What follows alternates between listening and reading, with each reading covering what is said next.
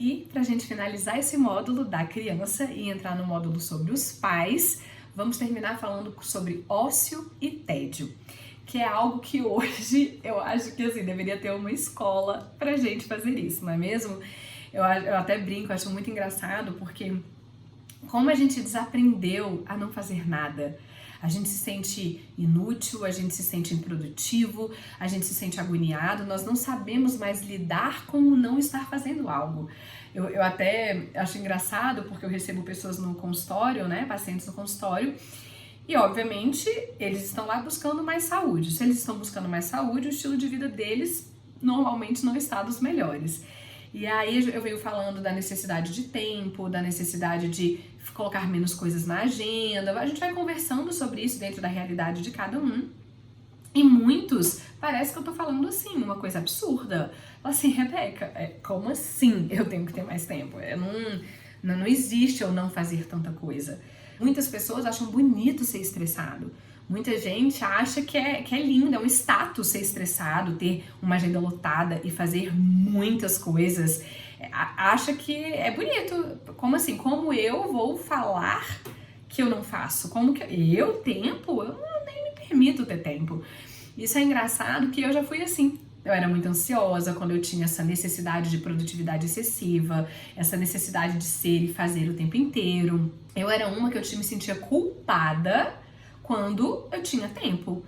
Eu pensava, como assim? Eu vou ter tempo de descansar? Eu vou ter tempo de meditar? Eu vou ter tempo de fazer algo que eu gosto? Não, isso é contra o mundo. Como assim? Enquanto o mundo tá produzindo, enquanto o mundo tá sendo alguém, enquanto a fulana tá lá fazendo 27 lives, enquanto o outro tem 3 empregos, enquanto o outro... Eu vou ter tempo pra mim?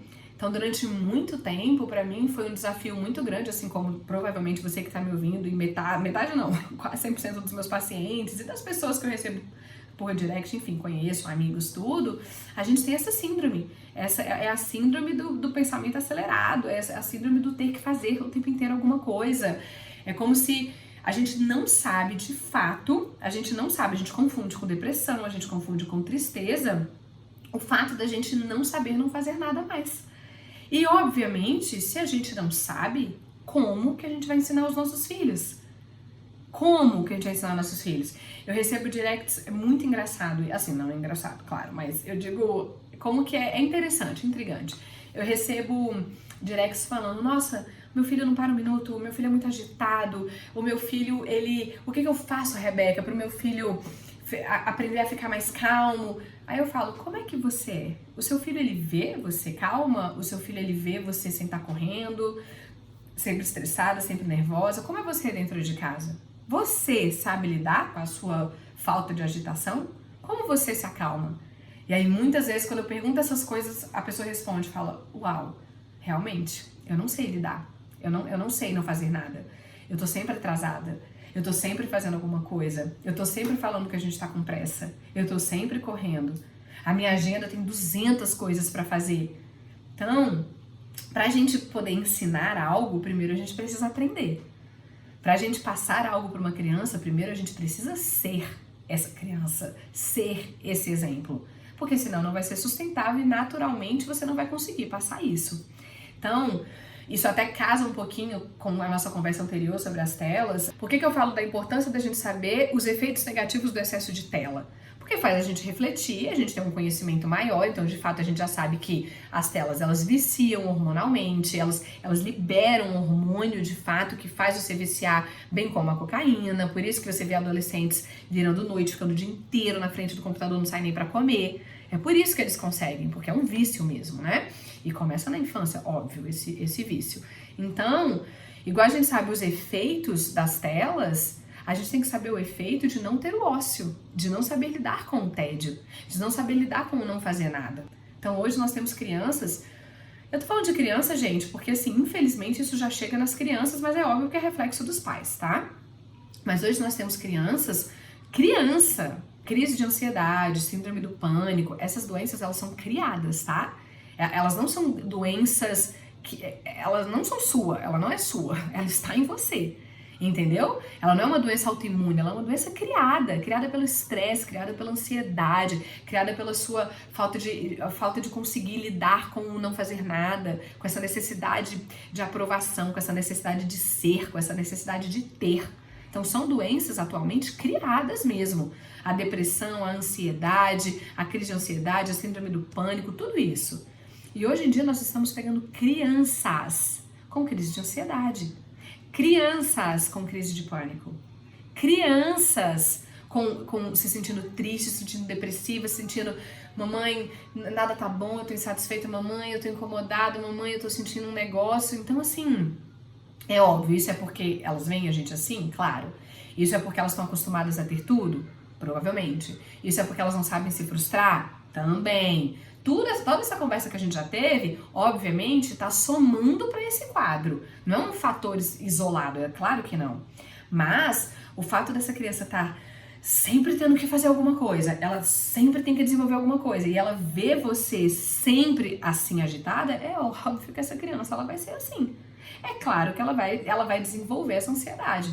Então, hoje as crianças elas têm uma demanda altíssima na escola, aí elas têm milhões de atividades extracurriculares, porque você tem muita atividade, então muitas vezes você não tem ajuda, não tem babá, não deixa na escola, então você tem que fazer com que a criança faça muitas coisas para você também fazer as suas, ou você também acredita que ela precisa fazer muita coisa.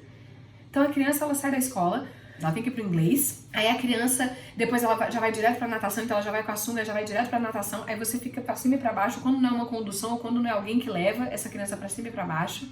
Aí na academia, enquanto a aula da natação não começa, ela tá fazendo o dever de casa, com aquele barulho, sem concentração, com uma perspectiva de obrigação e não com uma perspectiva de aprendizado, porque óbvio ela tá esgotada. Aí ela chega em casa exausta, não tem muito tempo com vocês, ela não consegue brincar, aí rapidamente já tem que um corre-corre pra rotina. Então assim, essa criança ela tá muito cansada. Essa criança, ela tá estressada. E isso vai repercutir, obviamente, na saúde emocional dela. Isso vai repercutir no sono dela. Isso vai repercutir no humor dela. Então a gente tem que começar a refletir o quanto que as nossas crianças estão realizando coisa. Será que elas precisam fazer tudo isso que elas estão fazendo? Será que tem que ser todas essas atividades? Será que ela tem que fazer inglês, ela tem que fazer espanhol, ela tem que fazer natação, ela tem que fazer ginástica, ela tem que ir pra escola? Por quê? Quem falou isso pra você, que ela tem que fazer tanta coisa? É claro, eu sou muito a favor do equilíbrio, tá, gente? Eu tô falando da minha vida aqui, os meus filhos não fazem nada extracurricular. Nada. Eles têm a escola e quando não estão na escola, eles estão em casa. Sabe por quê? Porque nem eu quero ser uma pessoa ansiosa e nem eu quero que eles desenvolvam ansiedade. É um corre-corre, tô sempre correndo e leva pra lá e traz pra cá, leva isso e pá. Não, tá errado. Não tô falando que você não tem que fazer atividade extracurricular, tá? Por exemplo, o Davi, ele faz direto da escola, então 2 vezes na semana ele chega um pouco mais tarde em casa, ele faz o futebol. Por quê? Porque eu acredito que o esporte desenvolve, como a gente já conversou anteriormente, disciplina, enfim, desenvolve várias outras coisas. Então, a Maria faz o balé dela, ok. Mas no período que ele tá de manhã, pra eles estudam à tarde, de manhã em casa, eu ficar pra cima e pra baixo, levando pra Kumon, levando pra natação, Não, deixa essa criança ficar em casa. Deixa essa criança saber brincar com o que ela tem. Deixa essas crianças aprender a gostar do ambiente dela, gostar da casa dela, aprender a criar. Gente, quando a gente tem tempo para não fazer nada, a gente cria experiências. Isso beneficia a nossa criatividade, isso promove reflexões, isso promove o desenvolvimento de não fazer nada mesmo, da criança entender que ela não precisa correr, dela não ter pressa para as coisas. Então, quando a gente entende que o ócio, gente, não é ficar parado somente, é não ter essa demanda, não ter esse excesso de atividades. E começa a ver que o excesso de atividade do seu filho é desenvolvido por você, é implementado por você. O seu filho, ele tá ansioso, ele tá cansado, ele tá acordando à noite, ele tá tendo pesadelo, ele tá estressado, ele tá agitado, ele não respira direito, ele come rápido, ele tá assim simplesmente porque você coloca muitas demandas para ele. Ou simplesmente porque ele tá vendo você estar desse jeito, você corrida, você ansiosa, você sem respirar, você sem pausar, então ele acha que isso que é certo. Então como é que ele vai saber lidar e ficar, não, o certo é ficar em casa, o certo é olhar a chuva cair, o certo é eu aprender a brincar com os meus brinquedos em casa. Para ele, o normal é estar estressado, é estar nervoso, é estar atrasado e é ter 1000 atividades. Ele te vê assim, quando ele não tem essa vida que você propôs para ele.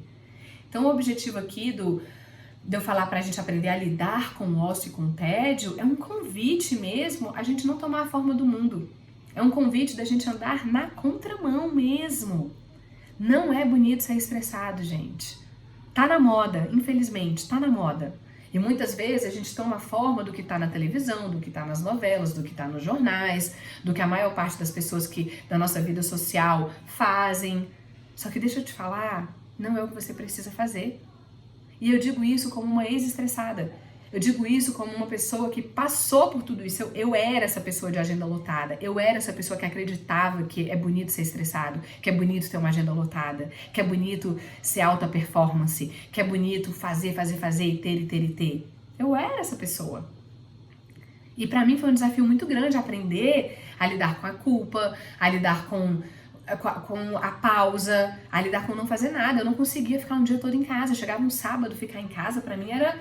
Preciso fazer alguma coisa, nossa, mas a vida tá acontecendo lá fora e eu tô aqui, eu tô parado, como assim? Então, eu falo com propriedade sobre isso porque eu era essa pessoa. E naturalmente os meus filhos eram ansiosos. A Maria não pegou muito isso, foi mais o Davi. Ele era ansioso, claro, ele tinha uma mãe ansiosa, como é que ele não vai ser ansioso? Então, de tanto ver os meus pacientes muito doentes, muito estressados, cada vez os exames totalmente alterados, compulsão alimentar, e as crianças cobrando muito das crianças, e as crianças eu recebendo, aí eu comecei a atender famílias, né? E aí atendendo famílias, as crianças estressadas, ansiosas, com compulsão, com ansiedade, eu falei, tá tudo errado. Eu não quero isso pra mim. E por eu não querer pra mim e conseguir ter mudado a minha vida, por isso que eu tô aqui com você, porque eu não quero isso pra você também. Eu quero que você amplie a tua perspectiva, não tô falando pra você largar tudo, deixar de trabalhar, não tô falando pra você deixar de conquistar, não tô falando nada disso, mas que a gente tenha um equilíbrio. Que a gente começa a refletir para onde que a gente está indo com tanta pressa. Por que que a gente tem que fazer tanta coisa? Por que que a gente tem que ter tantos status? Por que que a gente tem que ter uma vida social tão ativa? Por que que a gente não consegue ficar na nossa própria casa, na companhia dos nossos próprios familiares? Essa quarentena me fez refletir muito isso que a gente tudo está vivendo. Isso me fez refletir muito, porque eu tenho recebido directs e recebido mensagens de pacientes e conversas com amigos, tudo, que as pessoas não estão aguentando ficar em casa. Que as pessoas elas estão surtando, que as pessoas, mesmo com espaço, tá, gente? Já tá difícil pra quem tá em apartamento. E não é só receber, eu recebo de todas as minhas amigas que moram em casa também, tá? Da dificuldade que tá de ficar em casa, de que tá cansativo ficar com o marido, de que tá enlouquecendo com os filhos. Sabe por quê? Porque a gente não é acostumado a isso. A gente não foi preparado, a gente tá vendo num mundo acelerado, num mundo que tem que ser demais, tem que ter demais, tem que fazer demais. E aí sabe o que acontece com isso? A gente simplesmente perdeu a sensibilidade do não fazer nada. A gente não sabe lidar com a nossa própria família, com os nossos filhos, com o nosso marido. A gente não consegue ficar mais entre 4 paredes, a gente não consegue mais não fazer nada. E aí o que acontece? Tá com muita demanda, claro, também, e aí quer fazer mais. Então quer limpar a casa toda todo dia, aí tem que trabalhar demais todos os dias, aí quer fazer todas as atividades da escola com as crianças todos os dias, aí quer ser uma super mãe todo dia. Gente, se estressa. Vamos dividir tarefa. Começar a ver, a refletir, por que eu não consigo não fazer nada? Por que eu tenho que estar sempre fazendo alguma coisa? E por que eu tô fazendo isso pro meu filho? Onde que eu quero que o meu filho chegue? E aí particularmente falando, quem não, né? O que me ajudou muito é um processo chamado Mindfulness, eu não sei se vocês já ouviram falar, que é, na verdade, um estilo de vida. Não tem a ver com religião, não tem a ver com seita, não tem a ver com nada disso. Inclusive, pelo contrário, é muito estudado nos Estados Unidos para depressão, para ansiedade. Enfim, é um mundo que existe ao redor disso. Inclusive, eu me especializei na área da nutrição no Mindfulness, mas que é no Mindfulness na alimentação, para compulsão alimentar, essas coisas todas, né? Mas enfim, isso é só um parênteses, que é um estado de atenção plena. É você estar plenamente atento aonde você está. Com o ambiente, com as pessoas, com o barulho, com o que você está se propondo a fazer, sem querer que esse tempo aqui passe. Eu não tô preocupada com o que tá acontecendo lá fora. Agora eu tô aqui com você. Eu tô ouvindo o barulho do ar-condicionado, eu tô sentindo meu corpo sentado encostando na cadeira, eu tô pensando no que eu quero conversar com vocês. eu tô ouvindo barulho lá fora das crianças, eu não tô preocupada em estar lá. Eu não tô preocupada no que tá acontecendo com eles. Eu não tô preocupada que eu tenho que entregar o próximo vídeo daqui a pouco. Eu não tô preocupada. Não, agora eu tô aqui. Então, esse é o mindfulness. Só que é um estilo de vida da gente trazer essa atenção plena aonde a gente tá. Só que se você faz muitas coisas, não tem como você estar plena. Por quê? Que era a minha realidade antes. Se eu tenho uma agenda com 1000 coisas pra fazer, eu tô sempre preocupada em fazer o próximo. Eu não tô fazendo direito àquele, porque eu já penso nos vários que eu ainda tenho que fazer, aí eu olho pra hora, aí vejo que a hora tá passando, e aí eu começo a me frustrar, porque eu já sei que eu não vou conseguir fazer tudo. Aí eu tô sempre correndo, aí enquanto eu tô dirigindo, eu tô falando no celular, resolvendo uma reunião porque eu não consegui chegar a tempo. Enfim, eu tô num momento com os meus filhos, aí ao invés de eu curtir meus filhos, eu tô respondendo direct de paciente, eu tô respondendo direct de pessoas, porque eu sempre tenho que estar online, eu sempre tenho que estar presente, eu sempre tenho que estar ativa, eu sempre tenho que estar sempre. Aí, ao invés de tomar banho, curtir, sentir o banho cair, lavar meu cabelo, ter um momento de gratidão, lavar meu corpo, não, eu já tô preocupada em sair porque eu tenho que fazer não sei o que com as crianças. Então, esse estado de estar sempre tendo que fazer alguma coisa faz com que a gente perca as pequenas coisas da vida. E coisas simples que trazem senso de gratidão pra gente. E lembra que a gratidão ela é desenvolvida. E eu comecei a perceber isso com as crianças quando, por exemplo, eu defini um momento de estar com eles. Eu lembro até uma cena específica que a gente foi andar de bicicleta num lugar aqui perto de casa. E aí eu decidi estar com eles. Eu não tava com pressa nem nada. Naquele momento eu tava com eles. E aí eu parei, a gente tava de bike, o Davi parou, desceu da bike, grudou assim na gradezinha que tinha da ponte e começou a olhar o lago. E aí ele ficou um tempo lá, eu falei, filho, vamos!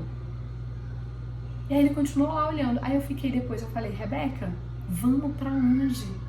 Você tá com pressa de chegar aonde? A gente tá tirando das crianças o que eles têm de natural. Cara, eles apreciam a beleza. Eles param e olham uma joaninha passar. Eles param e olham a onda, eles param e olham um pássaro, eles ficam parando e olhando do nada. E aí a gente fica, bora? Vamos? Vamos pra onde? Aí naquele momento eu falei, filho, não vamos pra lugar nenhum. Você fica aí o tempo que você quiser e aprecia a beleza que você tá apreciando. E aí eu fui e me senti convidada a fazer igual. Aí eu parei e fiquei olhando também. Pra ver o que de bom, que sensação boa eu tirava daquele momento. E aí isso foi me trazendo essa perspectiva. Então foi um treinamento, não é fácil, porque eu vim de uma pessoa altamente ansiosa, que tinha problema pra dormir, que tava sempre tendo que realizar alguma coisa, de uma agenda lotada, que tinha vergonha de não estar ativa, que tomava a forma do mundo, que queria que todo mundo fosse assim, e que meus filhos também fossem hiper fazedores de tudo, realizadores, óbvio que eu queria isso, né? Se eu era, é claro que eu queria isso deles também. Então, toda essa transição, gente, o que me fez aproveitar os momentos, o que tem me feito aproveitar os momentos, nossa, eu sou muito menos estressada, eu não tenho mais, hoje eu organizo minha agenda para ter tempo de não fazer nada, para não ter que estressar meus filhos e não ter que me estressar.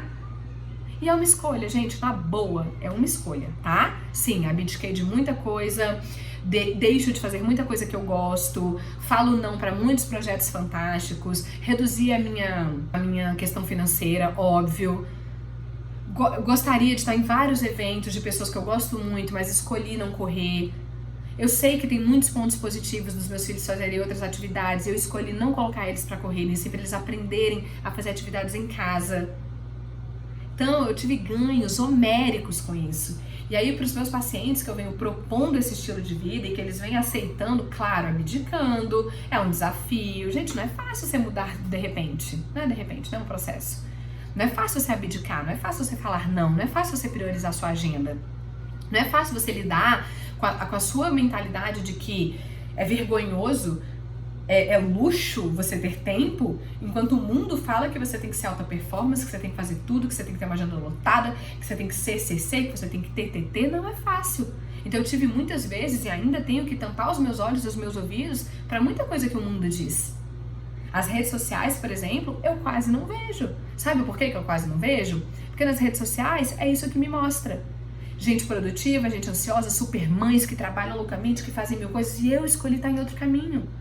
Eu escolhi fazer menos. Eu escolhi ter mais o feeling da vida. Eu escolhi seguir mais a minha intuição, o intuitivo, o ter mais tempo. Eu escolhi ter mais paz. Então, o que eu vou ficar fazendo em rede social, vendo gente com alta produtividade e milionária? Não é o que eu escolhi. Era o que eu poderia ser, era o que eu estava quase chegando, mas é o que eu me desfiz, abdiquei, e não é fácil. Então, o ócio, o tédio, é uma escolha, é um estilo de vida, e que a gente tem que abdicar de muitas coisas. E por que eu tô falando sobre a gente? Porque a gente só pode ensinar o que a gente aprende. Muitas mães me mandam direto, mas como que você consegue passar a manhã com seus filhos? Como é que você consegue interagir com eles o tempo inteiro? Eu falo, mas eu não interajo com eles o tempo todo. Tem hora que a gente não faz nada. Tem hora que a gente só fica no jardim. Tem hora que eu tô lendo alguma coisa e a Maria tá deitada no meu colo. Tem até uma cena dessa que eu postei, ela tá deitada no meu colo sem fazer nada, tá deitadinha no meu colo enquanto eu tô lendo. Aí a mãe falou, como é que você faz isso? Aí eu falei, porque eu ensinei a ela a lidar com não fazer nada. Que agora esse é o meu tempo. E eu também.